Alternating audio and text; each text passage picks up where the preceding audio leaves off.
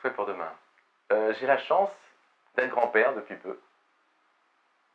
Et donc, quand je vois ma petite fille,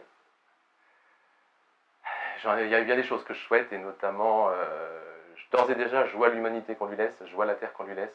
Donc mon souhait, ça serait de lui laisser les meilleures choses possibles, lui donner les plus grandes chances possibles. Ça me permet de revenir quand même sur une notion initiatique que j'ai oubliée, qui est celle de la venue de mes enfants. J'ai une image en tête qui est la sortie de la salle de travail de mon premier garçon.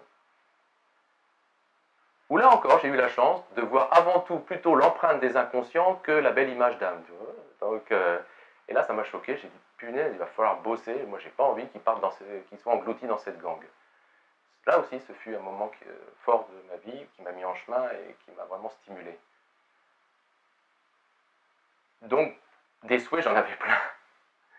Des souhaits de servir mes enfants. Servir là aujourd'hui ma petite fille, et j'ai une deuxième petite fille qui va arriver dans très peu de temps.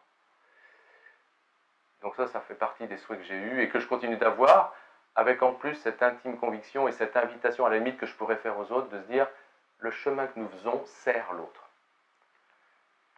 Et ça, parmi tous les souhaits que j'ai, c'est la transmission culturelle de ça.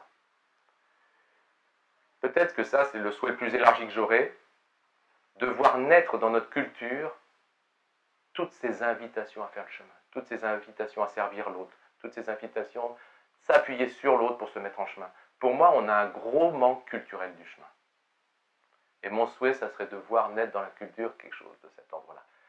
C'est compliqué, parce que si le chemin tombe sous une connotation dite religieuse, institutionnelle, ça ne va pas le faire. Alors qu'en fait, le chemin n'appartient à aucune confession. Le chemin appartient à l'homme. C'est une physiologie, c'est la physiologie. Quand je dis une, c'est même pas bon. Pour moi, le chemin, c'est la physiologie de révélation de l'homme, de la notion d'être. Et là, moi, je trouve que culturellement, on a un manque. Et quand je dis culturellement, c'est dans la société. Ça ne veut pas dire que partout, il y a plein de petits foyers, par contre, qui œuvrent à cet éveil-là. Mais c'est vrai qu'on aurait le désir que ça s'inscrive beaucoup plus culturellement. Et donc, moi, dans ma systémique, ça serve mes enfants, mes petits-enfants. Voilà. Sur la forme, je vais voir la forme que ça prend, culturellement. Est-ce que ça va prendre, est-ce que ça va prendre?